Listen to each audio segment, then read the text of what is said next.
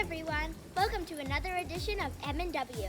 I thought it meant Monday and Wednesday, but it actually stands for Message and Worship.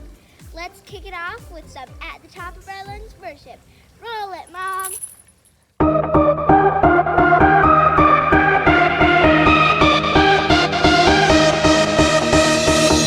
You spoke one word and the dark became light. I believe it, yeah. You spoke my name and my heart came to life. I believe it, yeah. I wanna sing about it, I wanna scream and shout it. I'm gonna sing it right now. At the top of my lungs I'll sing. With all of my heart I will praise you. God, you are everything. You're the reason I lift my voice. At the top of my lungs I'll sing. With all of my heart I will praise you. God, you are everything. You're the reason I lift my voice. At the top of my lungs. Yeah, at the top of my lungs.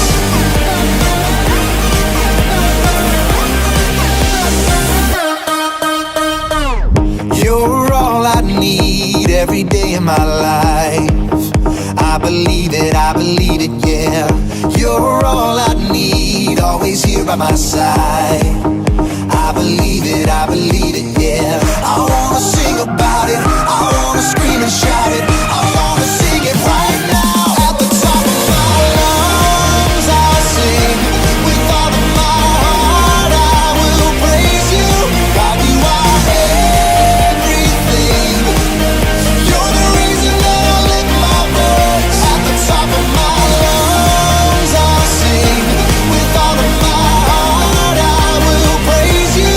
God, you are everything. You're the reason that I lift my voice. At the top of my lungs.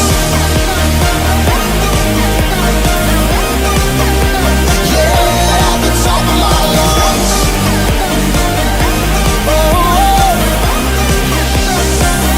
At the top of my lungs. I'm gonna scream it, oh, I'm gonna shout it. I'm gonna sing it out. At the top of my lungs. I'm gonna scream it, oh, I'm gonna shout it. I'm gonna sing it right now.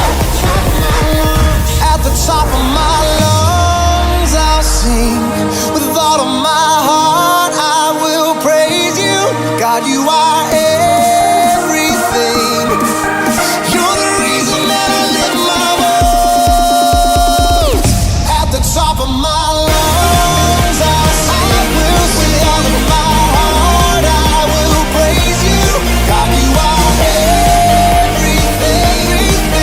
You're the reason that I lift my voice. At the top of my lungs I'll sing. With all of my heart I will praise you. God, you are everything. You're the reason that I lift my voice. At the top of my lungs. At the top of my lungs. Yeah, at the top of my lungs.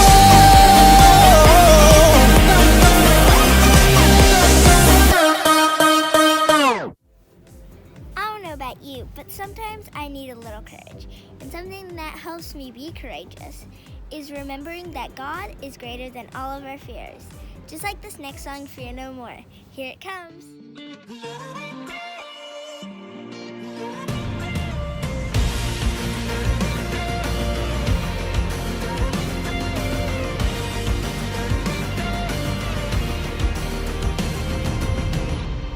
I'm wishing I could see the finish line, where it ends, where it lands. Guess I lost my vision when the pain set in. Can I believe when I don't see? Can I really let it be out of my hands?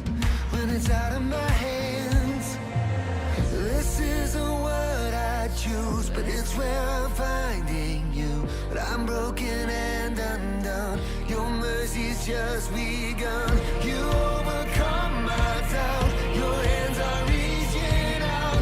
You hold me through the storm, and I will fear no more.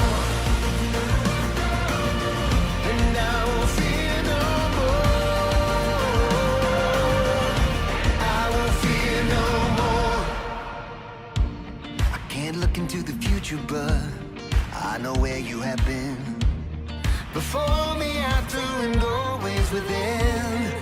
Can I believe when I don't see? Can I really let it be out of my hands? 'Cause it's out of my hands. Oh, this isn't what I choose, but it's where I'm finding you. But I'm broken and undone. Your mercy's just begun. You overcome my doubt. Your hands are reaching out.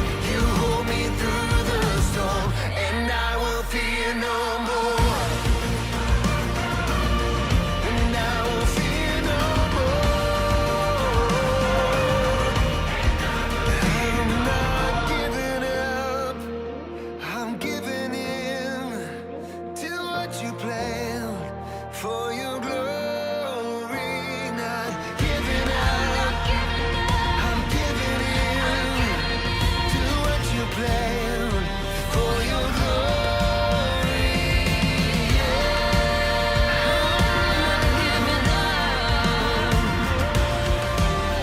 It's for your glory. This isn't what I choose, but it's where I'm finding you. I'm broken and undone. Your mercy's just begun. You overcome my doubt. Your hands are reaching out. You hold me through the storm, and I will fear no more. And I will fear no more. I will fear no more. I will never be, and I will fear no more. I will fear no more. Hey guys, welcome to another edition of Miss Carrie's Bible in my backyard. Okay, we have known each other for a while now, right? And there's something about me that I'm not sure that you know that I feel like I need to tell you. Are you ready? I'm small. I know it probably comes as a complete shock to you, but it's true. I am a small human, and I have always been small, like my whole life. Like elementary school, I was the smallest in my class. And then middle school, I was also the smallest in my class. I kind of come from this whole long line of small people. And I gotta tell you, it's not something that I've always loved about myself. In fact, for much of my life, I wished that I was so much bigger. I didn't like being small. I wanted to at least be as tall as some of my friends. My best friend was like 5 inches taller than me. Ugh, and I felt like I was missing out on things like, basketball and volleyball. I was never really invited to be on those teams. And no one ever asked me to get something high for them off a shelf. Never. In fact, I was the one who always had to ask someone else, can you help me? Because I couldn't reach things, And to this day, I still have a step stool in my kitchen so I can reach the high things on the high shelves.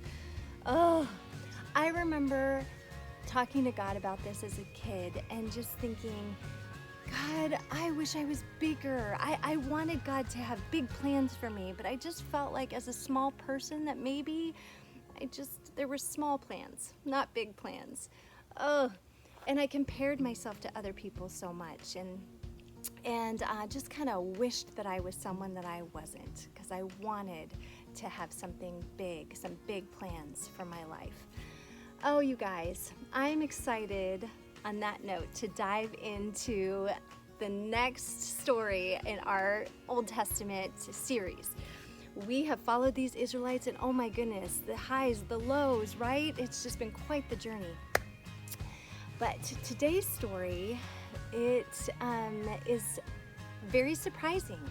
It's about a man who God had big plans for, and you know what?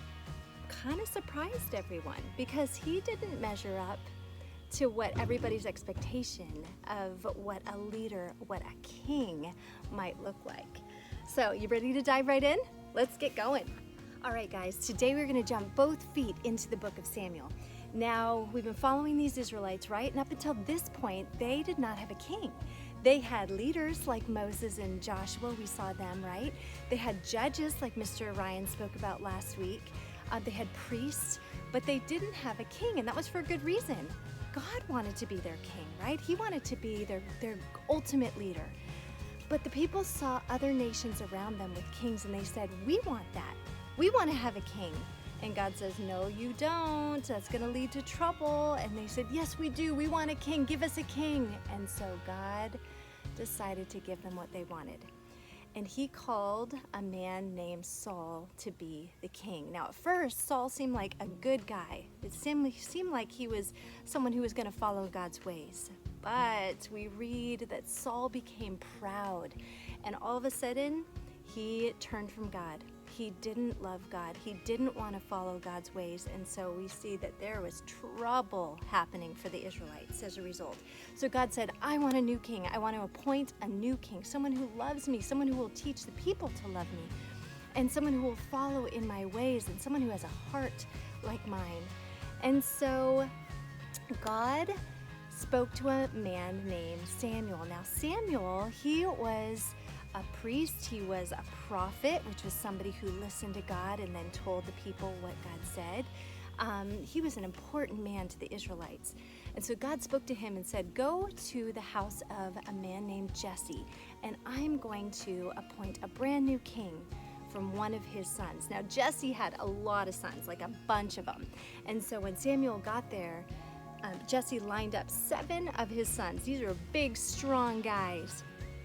And back in those days, you know, you didn't have to maybe be the richest or the smartest person to be a king, but you did kind of need to have the look, right? Like a big, strong looking man, someone who can wear armor and just show the people his strength and maybe terrify other nations. And so surely Jesse thought, the father thought, he's going to choose from one of my big, strong sons. But Samuel went from person to person, from man to man, from son to son, and each one he looked at them and said, nope, that's not him. Nope, that's not him.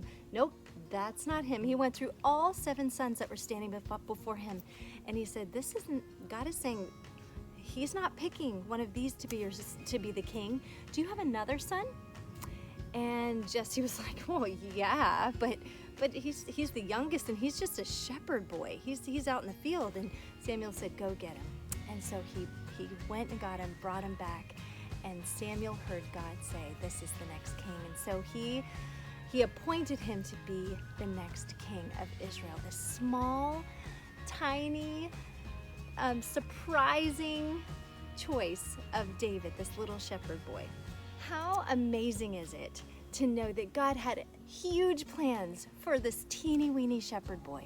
I mean, he bypassed all of the other big, strong guys, the guys who looked like they were going to be kings, and said, no, my big plans are going to come through this small boy. Amazing, right? Which leads me to our verse for today. You know, when Samuel was there choosing the son, and Jesse was so surprised that his weakest, smallest son was going to be picked to be king, Samuel said this, man looks at the outward appearance. They look at what someone looks like on the outside. But God, he looks at the heart. And God saw the heart of David and saw that it was for God and that he loved God. And so he said, you know what? This is the one. This is the one that I choose to be the king of my people and who's going to help to bring about the big plans that I have for this nation. And what were those big plans again? That through this nation, the whole world would one day be blessed. And how is that? Through the one who would come as the King of all kings, right? And the Lord of all lords. Who is that? Jesus, that's right, who would come and take care of the sin problem that people could not take care of on our own. Oh, you guys, so the story of David, if you haven't read it, I strongly encourage you to open your Bibles and read it yourself or ask your parents to read them to you. David went from being a shepherd boy to a giant slayer, to a musician, to running for his life, to ultimately a king. And God used him in incredible ways. Now, was he a perfect king? No. Did he make some huge mistakes in his life? Yes. But he did have a heart that continually looked to God. Even after he made big mistakes in his life, he turned to God again. And it's just a reminder again that God, he looks at the heart. He wants our heart. He knows that we're not perfect people. He wants us to turn to Him, to follow Him, to love Him. And we see a whole history of people after David, king after king after king. Some of them followed him, and there were blessings, and a lot rejected God and did not follow Him, and there was destruction. But we will head into that in the coming weeks. I love these times together, and I look forward to continuing the story and the journey with you next week. See you then, guys. I love the story of David. If he had big plans for David, I know he has big plans for me. Thanks for joining us on another episode of M&W. Bye!